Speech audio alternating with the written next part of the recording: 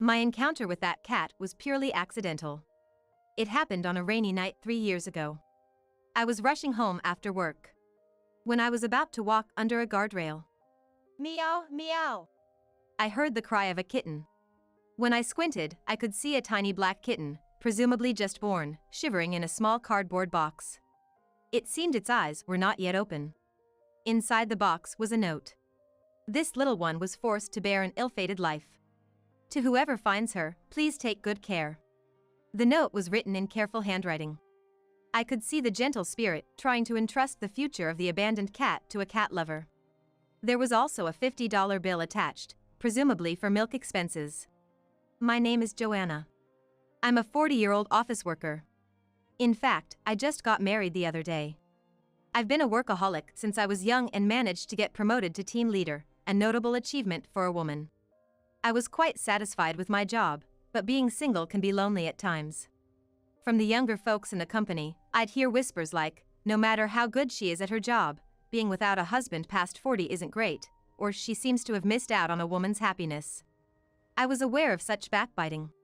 There were coworkers who admired me, but still, society's breeze was cold to a single woman in her 40s. Then, at a high school reunion, I reconnected with Ethan. Ethan was also single, and seemed to be diligently searching for a partner, but couldn't seem to find one. We hit it off immediately, and after dating for a while, we got married. Perhaps, like me, Ethan had a simple calculation that he would marry anyone if possible. But I felt a hint of affection for Ethan, an old friend whom I had known since high school. I believed that as we continued our married life, this love would grow. I prayed that it would be so. Upon marriage, Ethan set one condition. That was to live with his mother at his family home. Ethan, who had lost his father early and lived with his mother, couldn't bear to leave his aging mother alone. Probably one of the reasons Ethan's search for a partner wasn't successful was due to the fact that living with his mother-in-law could be a hurdle. But the mother-in-law before marriage seemed like a kind person, and she said things like, I have no doubt about anyone who will become Ethan's wife. I was worried that he might be alone for his whole life, and I'm so glad that it brings tears to my eyes. In the long run, I'd likely have to take care of her in her old age, so I thought it might be better to live together from the start. That's what I thought. And I also set a condition for living together. This was about bringing my longtime cat, Max. Max was a stray cat I brought to my apartment complex on a rainy day. Now, he's an essential part of the family. Even when I got married and moved to my husband's parents' house, I couldn't bear to part with Max. I pleaded as such, and Ethan and my future mother-in-law graciously agreed. And so, after a modest wedding ceremony, Max and I stepped into Ethan's family home. However, once we started living together, my mother-in-law, who was supposed to be kind, changed her attitude dramatically. Joanna dear, now that you're married and are part of this family, you'll take care of the housework every day, won't you? My mother-in-law sipped her tea with a serene face. Finally Ethan is married, I can take it easy from now on. I've been telling him to quickly find a woman and bring her home because my back is bad. Huh? What?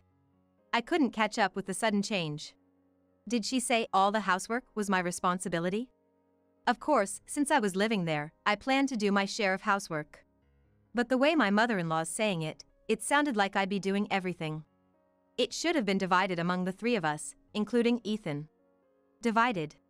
Wait a minute, please. I didn't get married to become a maid. I tried to assert, but my mother-in-law casually retorted, oh, didn't you say you wanted to dedicate yourself to your mother-in-law? Huh? Who said that and when? When I glared at Ethan, who was next to me, he averted his eyes in a hurry. Apparently, Ethan had been lying to my mother-in-law to impress her. Regardless of what Ethan said, I'm not here to be a maid. I will, of course, do my share of the housework, but it should be divided among the three of us. It was better to communicate the truth sooner rather than later for the future. Oh my! Are you suggesting Ethan should do the housework too? Ethan is a man. Nowadays, it's normal for men to do housework. If men don't do housework, what happens to single men living alone? That's right. Housework is women's work, right? Even Ethan said something like that. Do these two have outdated thinking from before the 80s? If this was a computer OS, it would have been unsupported long ago. I was appalled inside, but I couldn't say anything more to Ethan and my mother-in-law. I guess I thought it was an important time to play the good wife. And as if they saw right through me, they continued to pile the housework onto me. And so, my life in hell began. Hey! Don't just sleep in, get up. Start preparing breakfast quickly. My mother-in-law kicked my pillow at 4 a.m. before the sun even rose. My mother-in-law's old, so she always got up early and always came to wake me up. Without any consideration for it being the couple's bedroom. It didn't matter whether I had been working late the night before or if it was a day off. I'd jolt awake from a kick to my pillow, with Ethan sound asleep next to me. I shook Ethan awake. Hey, could you say something to your mom? It's still 4 a.m. Ethan grumbled something that sounded half asleep, Well, older people wake up early. Cut her some slack. Yawn. I'm going back to sleep. I kicked Ethan's pillow away with all my might as he was about to go back to sleep. You should do some chores too. I don't want to be the only one being woken up. Huh? Why me? Mom always said that's the wife's job. Like mother, like son. Moreover, even Max, who sleeps in a different room, started to wake up early because of my mother-in-law. Actually, as soon as my mother-in-law woke up, she'd pester Max, which would wake him up, and he would come to me for help. If he started making a ruckus with his end-of-the-world-like meowing, it was impossible for me to stay asleep. And then, my mother-in-law from the other side would complain about the noise. Between the two of them, it felt like I was being assaulted by loudspeakers from the right and left. I felt absolutely miserable. I loved Max, but I hated my mother-in-law and husband. Even if I started doing chores from 4 a.m., my mother-in-law and husband did nothing but complain about my methods. Please do better. Can't you even do one chore properly despite living up to 40? What a waste of years. We need you to be more aware of your responsibilities as a wife. I was just married. I didn't move in to be treated like a servant. This was not the married life I envisioned. Maybe I should have filed for divorce immediately. But I was 40 years old. My friends and colleagues had gotten married long ago, and they had been gossiping about me that I missed the boat. No matter how good I was at my job, because I hadn't found the one, I was treated as a loser. After finally getting married, if I divorced so quickly, I couldn't imagine what people would say. It was petty pride, but I just couldn't let it go. Perhaps Ethan saw through that. If you don't want to do chores, get out. We can divorce if you want. But you're the one who will be in trouble, right? If you don't like it, respect my mom much more. Regrettably, at that time, I had no choice but to obey. But a life of waking up at 4 a.m. and being commanded until late at night was unbearable. Fatigue piled up and I eventually collapsed at work. When I woke up, I was in the hospital. My colleague, Sarah, had stayed with me. Are you awake? Good. I was worried when you collapsed all of a sudden. Sarah had been a reliable colleague who admired me. Thank you. I'm sorry for causing you trouble. I'll have my husband come to pick me up, so it's all right. When I smiled at her, Sarah hesitated. Well, after you were brought to the hospital, I called your house. But they just said, okay, and also. Despite their daughter-in-law collapsing, neither my mother-in-law nor husband seemed to be coming to get me. There was more to Sarah's story. When asked, is there anything else? I was told, there's a pile of ironing to do, so come straight home as soon as you wake up. Don't use a cab because it's a waste of money. I was in shock.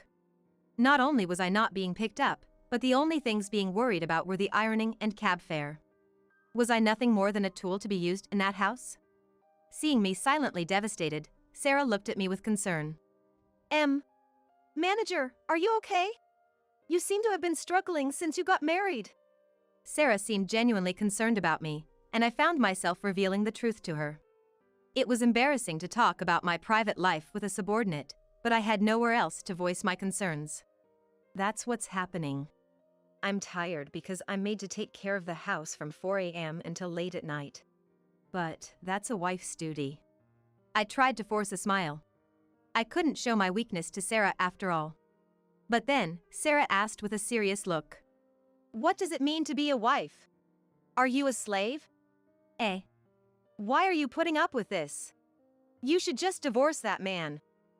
No, I mean, it's not bad enough for a divorce. I hastily shook my head. Divorce was not an option.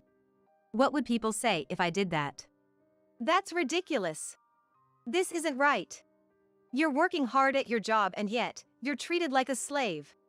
If this goes on, you're gonna break down. Is your husband worth throwing your life away for? I respect you. I want you to be happier. Sarah's words shook me. That was right. Why was I being used by those people? Why was I continuing this miserable married life? It was due to my petty pride. I've finally got married. It would be embarrassing to get divorced. Such feelings were binding me. My current life could be seen as embarrassing from an outsider's perspective. No, I was the one who should be ashamed. I finally made up my mind to divorce. But after being belittled to this extent, I couldn't be satisfied with just getting a divorce. I wanted to make Ethan and my mother-in-law feel even more ashamed. I wanted revenge. After thinking for a while, I decided to wait until Thanksgiving Day to announce the divorce. I quietly continued my slave-like life until the day of the family celebration. Ethan's ancestral home was in the countryside, and it would take a whole day to attend the party held by his family. Due to the older relatives, including the head of the family, having refrained from attending the wedding of Ethan and I, this Thanksgiving Day was essentially my first official introduction. You better work properly at the ancestral event. If you laze around, I'll be the one who's embarrassed. On the train to their home, my mother-in-law jabbed at me. Yes, of course. I will do my best. I forced a smile.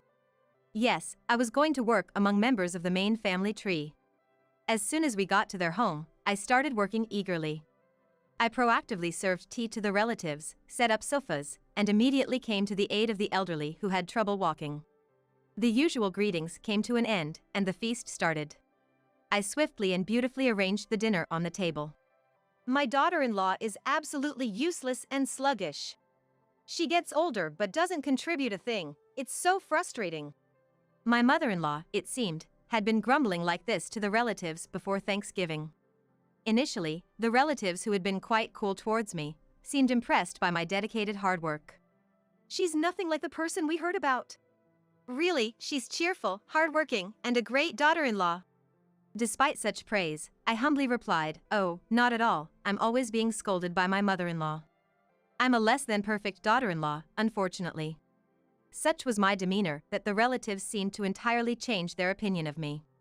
If you're a less than perfect daughter-in-law, what does that make the rest of us? You could very well be the model daughter-in-law. More and more compliments were heard. He. I lowered my eyes and chuckled with satisfaction. I felt I had made a strong impression on the main family. Then, the feast was drawing to a close. It was about time. I stood up, took a chair in the center of the living room, and sat on it. Huh? Everyone was surprised when I suddenly sat in the center of the seats, and Ethan let out a confused voice. What are you doing? Ignoring Ethan, I said, "It seems the feast is coming to an end. I must excuse myself. It is truly regrettable that I am parting ways with you all after only just having the pleasure of meeting you. I have decided to divorce Ethan. This will be the last time you see me. I thought I would enjoy time with you just once, so I did my best to show my gratitude. I wish you all the best." I finally delivered the speech I had prepared. The relatives stirred. The most surprised were Ethan and my mother-in-law. What? What's this sudden talk about divorce? I will not accept this. That's right. Divorce is no joke. Calmly, I replied, "Oh? But weren't you the one saying I should leave? If you hate housework, leave. You'll be the one who's worse off if we divorce." After some thought, I realized that I won't be troubled at all if we divorce. Then I turned to my mother-in-law. But you've been pushing all the housework on me while I work, while you just lie in front of the TV munching on snacks. And you've been telling the relatives that I'm lazy and slow? How could you say such things about me, who is woken up by you at 4 a.m. to do chores? I declared this with indignation. The women of the main family began to whisper among themselves, seeming to be taken aback by my force. That's right. I heard it too. She said she had a no-good daughter-in-law who does nothing. So, I thought some terrible daughter-in-law would be coming, but that's not the case at all. The relatives had been watching my hard work at the Thanksgiving celebration. I continued. I tried my best to maintain the household because I wanted to become a part of this family through marriage. But neither my mother-in-law nor Ethan acknowledged that, and I've been falsely accused. I can't take it anymore. I'm leaving. Goodbye. Wait, Joanna, calm down. The mother-in-law tried to smooth things over, looking anxious about the reactions from the crowd. It was already too late by then. I'm perfectly calm. If anyone is panicking because the truth got out to the relatives, isn't that you, mother-in-law? Then, it was Ethan's turn to stammer. Joanna, are you joking about divorce? I just wanted you to be a good wife, that's all. A good wife? I was so ticked by that word. I stood up and looked down at Ethan coldly. So, what kind of good husband have you been? Shoving all the housework on me and splitting the living expenses with my salary. Is that your idea of being a good husband, picking and choosing what you like? That's a huge mistake. That's right. Joanna's absolutely right. At the gossip of the relatives, my mother-in-law and Ethan were silenced with red faces. Then, my grandfather-in-law, who had been silent all along in the main family, asked to speak. I'm sorry, Joanna. My daughter has caused you a great deal of trouble. My grandfather-in-law's the father of the mother-in-law. Since she's 67 years old, he must be over 90. He still held great power as the head of the family. He was definitely aged quite a bit, but he was energetic in his chic clothes, and his voice was still strong. My grandfather-in-law started to tell a shocking truth in front of his family. One day, a great-grandchild in the family brought back a stray kitten. The kid wanted to keep it as a pet, but the relatives vehemently opposed it, so he had to reluctantly give up. My grandfather-in-law felt sorry for his great-grandchild and took care of it. He asked a servant of the family to take it to a place far beyond the child's reach. The servant, as instructed, placed the kitten in a box under a guardrail and waited for a kind-hearted owner to pick it up. Joanna happened to come across it. The servant confirmed where the owner lived and reported it to my grandfather-in-law. The letter and money left with the box were from my grandfather-in-law. I was shocked. My grandfather-in-law had been worrying about the fate of the kitten and had ordered the servant to occasionally check on Joanna's apartment. And then he found out that the owner was going to be a bride in our family. That kind-hearted woman. My grandfather-in-law was deeply moved by the wonders of the world. I was deeply moved. I never imagined that Max, the kitten from that time, would come to me because of such a fate. That letter had been from my grandfather-in-law, who was sitting right in front of me. I quietly took out the letter I always kept in my wallet. My grandfather-in-law's handwriting looked distorted through my tears. She has always been a crafty liar since childhood. At first, I'm sure she only showed Joanna her good side, and then as soon as you guys got married, she thought she had you and changed her attitude. I didn't teach her enough. My grandfather-in-law turned his face towards my mother-in-law, and then he looked me straight in the eye with a look of regret on his face. No, it's not your fault, sir. But I regret that I couldn't do much for you in such a short marriage. Thinking that it might be good to show off a little in front of the relatives, I tried to spice up the story with a bit of flattery. You are a fine daughter-in-law. To neglect such a woman is unforgivable. These two need to reconsider their actions. My grandfather-in-law's angry voice echoed throughout the room. Therefore, I command you, the grandfather-in-law bellowed, release Joanna at once and both of you shall pay her damages. No way. At my grandfather-in-law's shocking order, Ethan's mom and Ethan himself were in a panic, their mouths agape. She has been grievously inconvenienced by you. It's only fair. My orders are absolute, you better remember that. Disobey and you'll be instantly banned from this house. And forget about any inheritance. No way. My mother-in-law and Ethan let out screams of disbelief. After Thanksgiving, I returned home and immediately began packing my things. I had prepared somewhat for this day, so it was just a matter of packing various things into my bag. I told myself not to forget Max's daily necessities. Where are you going? Ethan, flustered, asked me as I quickly packed my things. I've found an apartment where I can live with Max. I'm going to start a new life from there.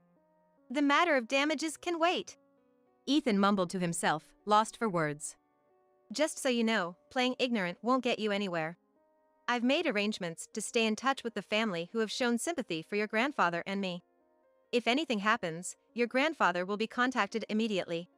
My mother-in-law, who had been listening, looked furious at being unable to respond. She scratched her head like a furious monkey and screamed. Oh, for heaven's sake. If you're going to leave, then just go. She then threw my bag at the front door. I've hated it from the start, this creepy black cat. Take that.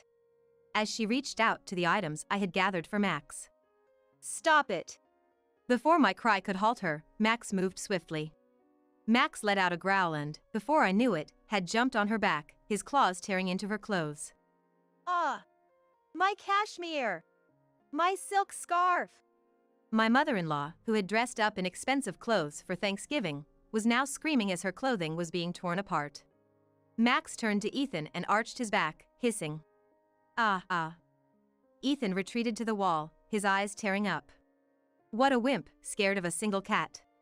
That's enough, Max. At my call, Max jumped onto my lap. Thank you for avenging me. I stroked Max. Max purred happily, rubbing his head against me. I got a divorce from Ethan. By order of Ethan's grandfather, a substantial sum of money was deposited into my account as damages. Ethan and his mother apparently had to sell their house to make the payment. Mother and son now live huddled together in a small apartment. I informed my high school classmates in detail about what had happened, and Ethan's reputation plummeted. He probably won't be able to show his face at any reunions ever again. I returned to singlehood. For the first time, I realized that working hard at my job and living freely with Max was much happier than staying in a marriage I didn't want. Sarah, my colleague at work who woke me up to this realization, said, "I'm glad for you. No offense, but you've become even more beautiful since your divorce." She cheered me up with her flattery. Don't tease a divorced woman. Come on, back to work, back to work. I encouraged Sarah. Yes. I have a fulfilling job, reliable colleagues, and when I come home, there's Max. What a blissful life. I'm really glad I realized how important these ordinary things are. I looked out the office window. The usual view was spread out before me, as if nothing had happened. All right, time to get to work today.